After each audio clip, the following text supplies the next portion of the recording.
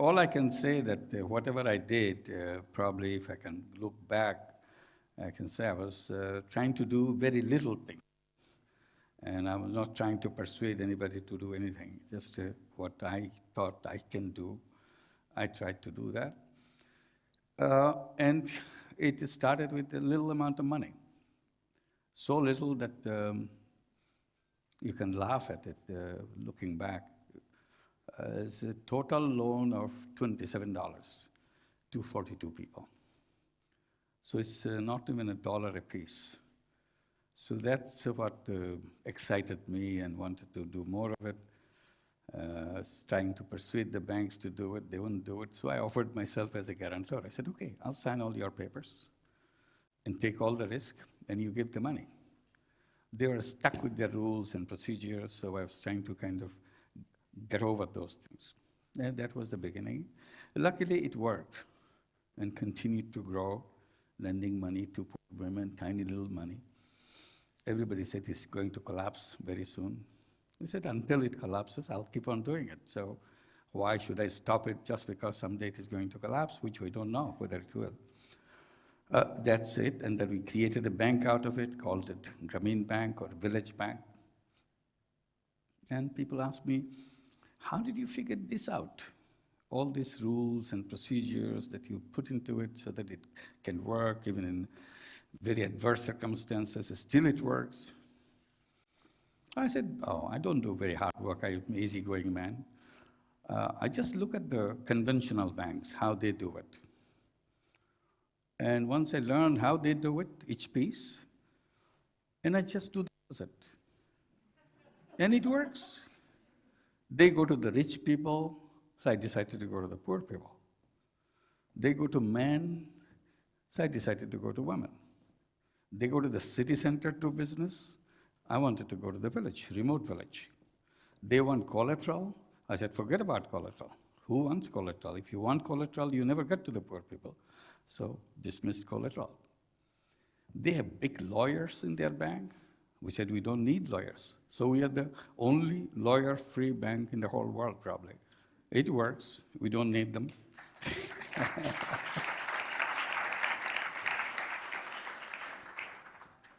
And lawyers and the banks, conventional banks, want to know your all antecedents, what you have been doing, whether you know everything, what kind of business you have been running, everything, your past, as much details as they can get.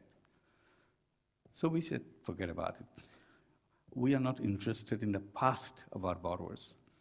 We're interested in the future of our borrowers.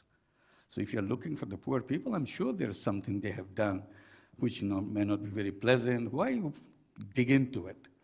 So because he or she is not responsible for it, society is responsible for what he or she has been doing. So why don't you just give it a break and start fresh? See what he or she wants. And this is how we wanted to do. Conventional banks concentrated on owning, or conventional banks are owned by the rich people. So we reversed that too. We made this bank owned by the poor people. And not only conventional banks are owned by rich people, mostly it's owned by rich men. So we reversed that. We not only make it owned by the poor people, we made it owned by poor women. So this is a bank which is owned by the borrowers themselves. Right now we have 8.3 million borrowers. 97% of them are women. And they own the bank. They run the bank. They are the board. They decide the rules and procedures and so on and so forth. So this is one way to describe how operationally and structurally the whole bank is done. And then you can understand where we come from. It's not just tiny size of loan makes it Grameen Bank. It's a kind of making everything other way. In one meeting in the early years, 10th year or 11th year, of bankers, the one banker was saying, Professor Yunus, you're not going to get away with this. You made the whole banking system upside down. I said, yes, that's what exactly I did, because banking system was standing on its head. So I'm trying to put it on its head.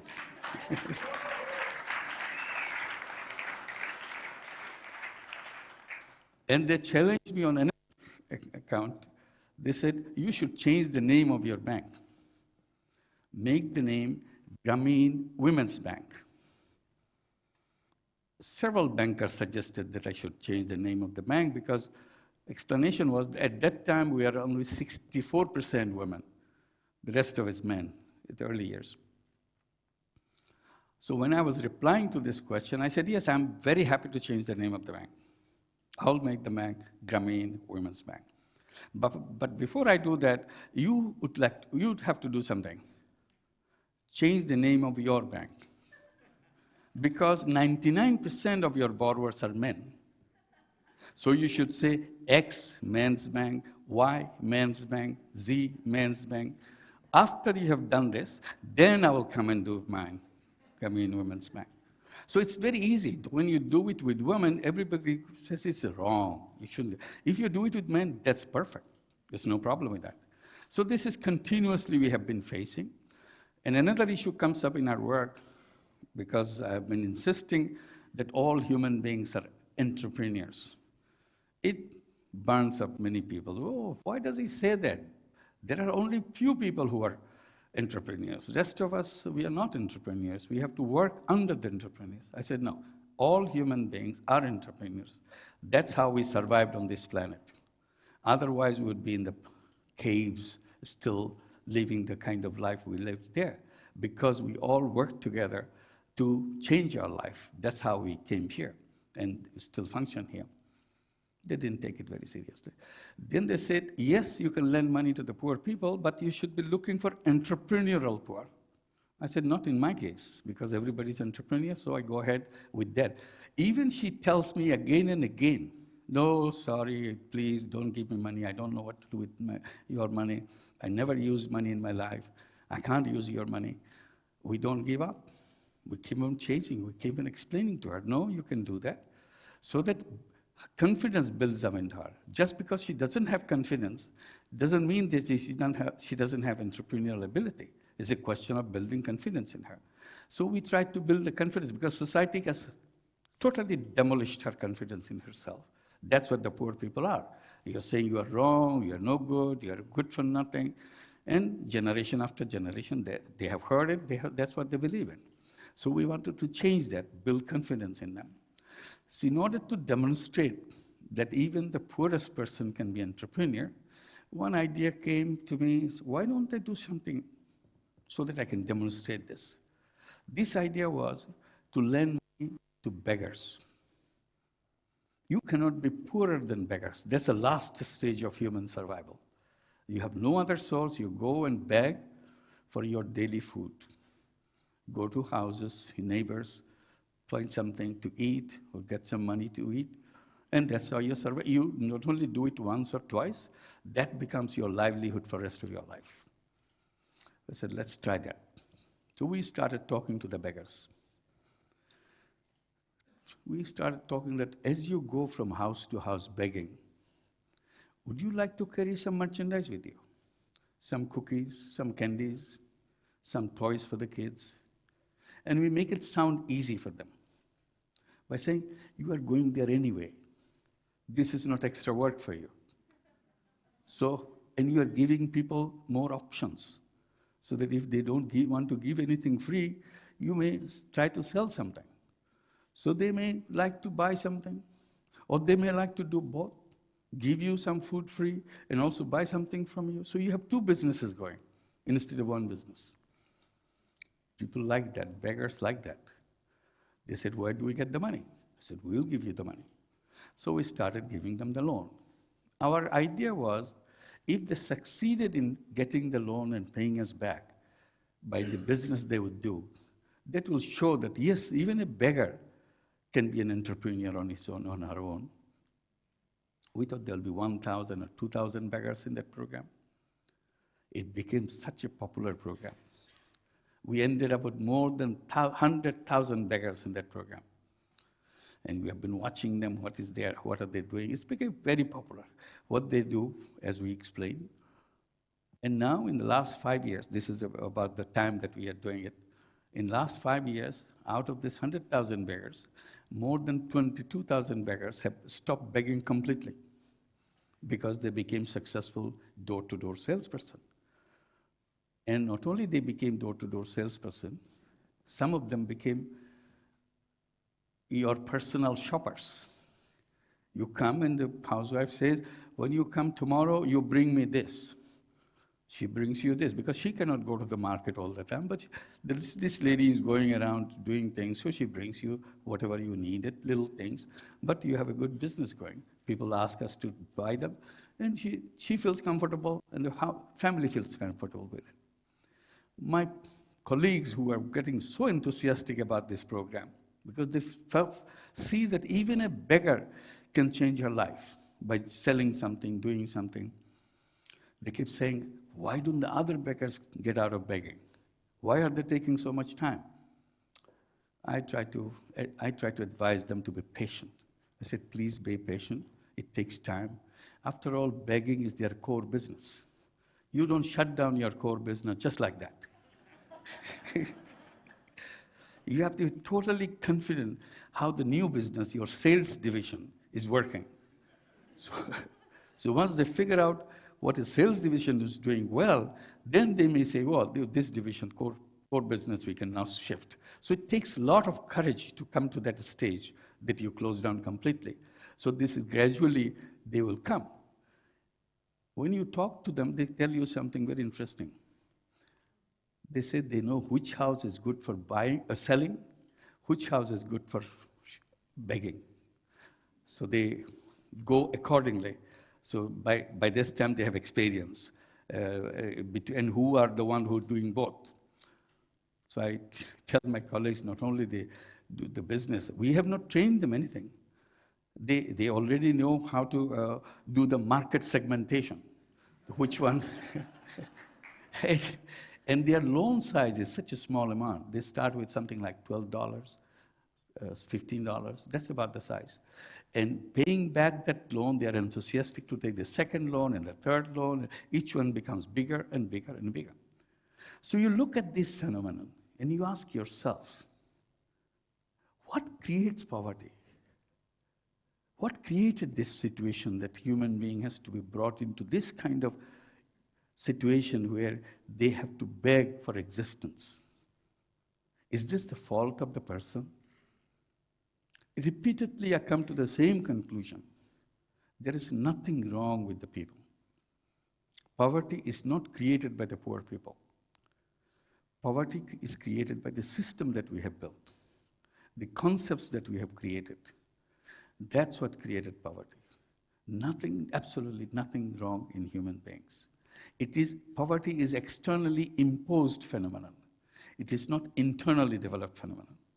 So if it is externally imposed phenomenon, if we remove that external imposition, people will come up as human being as anybody else. And that's how the question of that bonsai came.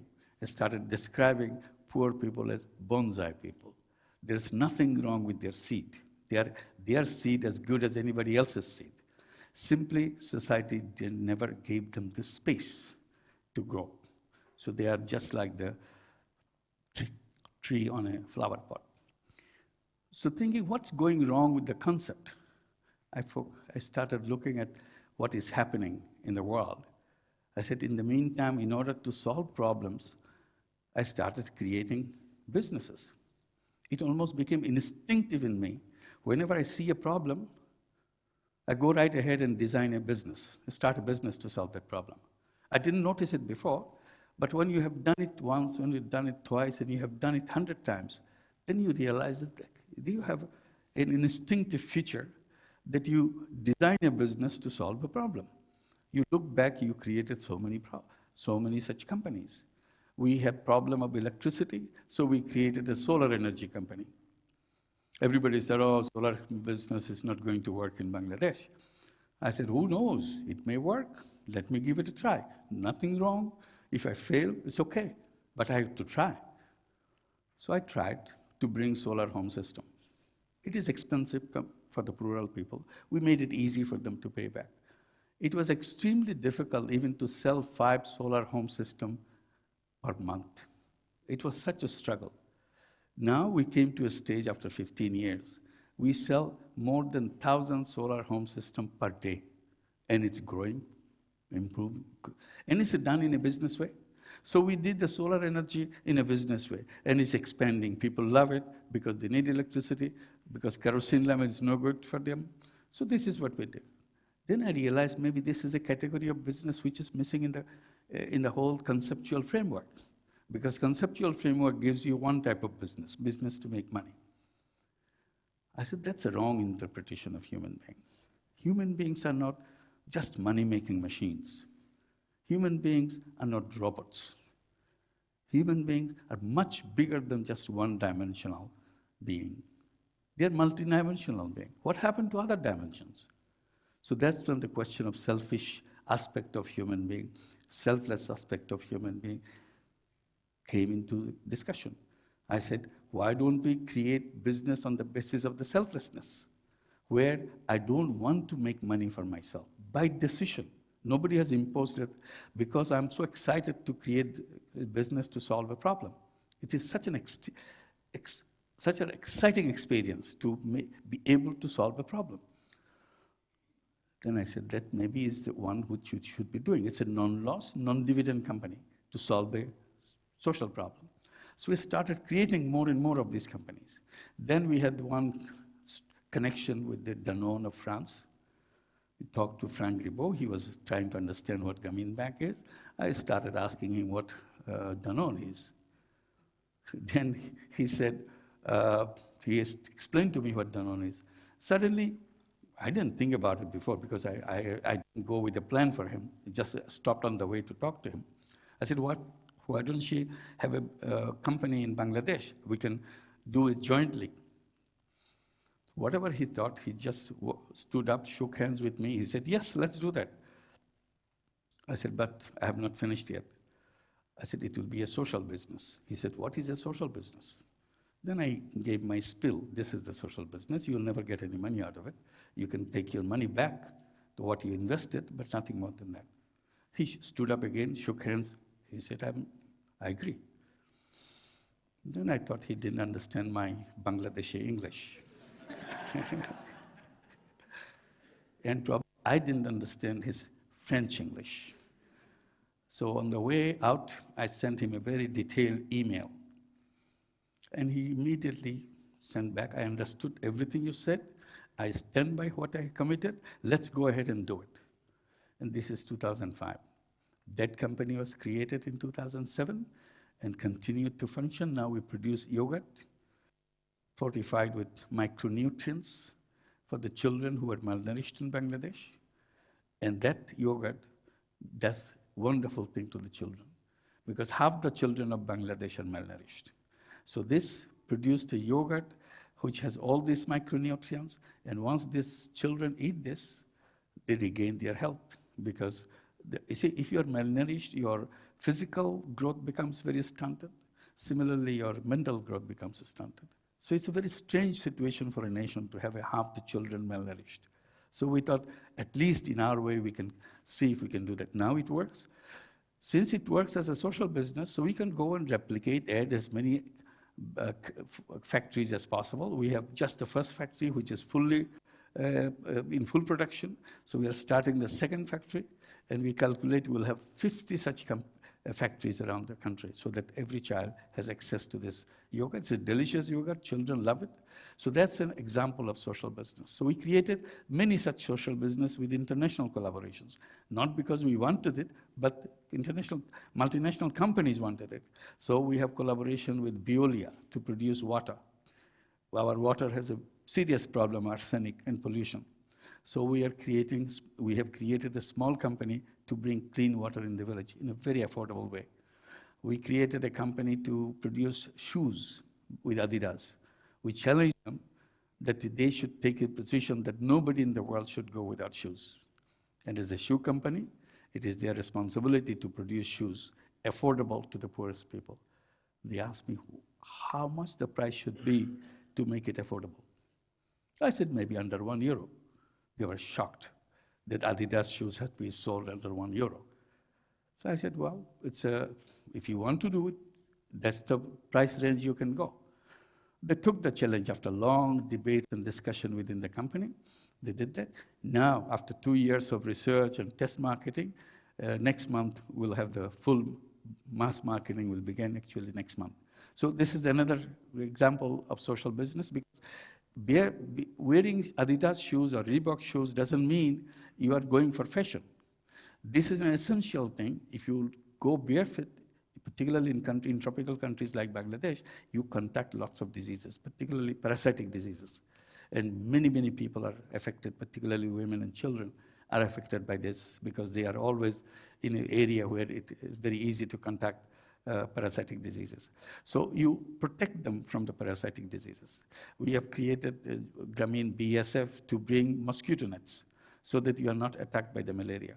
And all these companies are done for the sake of protecting yourself from diseases or escape from malnutrition and so on and so forth. Companies don't want to make money out of it. They want to make sure the impact of these companies are on the people. You measure the impact. So in a money-making companies, at the end of the year, you ask your CEO, how much money we made this year? The more money you make, more excited you get. In a social business, you ask your CEO, how much impact we have made this year? You're not asking how much money we made because you're not making money for yourself. If money is made, it stays with the company. But the whole company is dedicated to create the impact.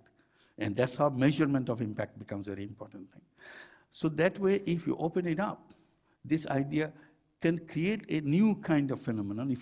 I believe that every human being has that selflessness, but our theory, our concept doesn't allow that to come out. So I'm creating a window, I'm creating a door so that it come out. If it comes out, then all the problems we have created over years and years of our way of single-minded pursuit of money may be addressed by creating all this social business to address that. Technology is at our command. We have enormous technology, but this technology is at the control of the businesses. What do they use of it? Make use of it? Make money. I said, if we can now create a door or create a road to use this technology to solve problems, all this problem will be resolved. Human creativity and human capacity is limitless. In the presence of this limitless human capacity and human creativity, all the problems of the world cannot just stand for a few seconds. It has to disappear. And this is the age where we all have this capacity of technology. All the question is, do we have the methodology of using this capacity to address these problems? If we do, we can do it through social business. You may have better idea of doing it, but the whole question is creativity of human being has to be channeled to address the problems that we have made for ourselves. If we do that, we can create a whole new world. We can create a whole new civilization. And that's what we should be looking for. Thank you very much.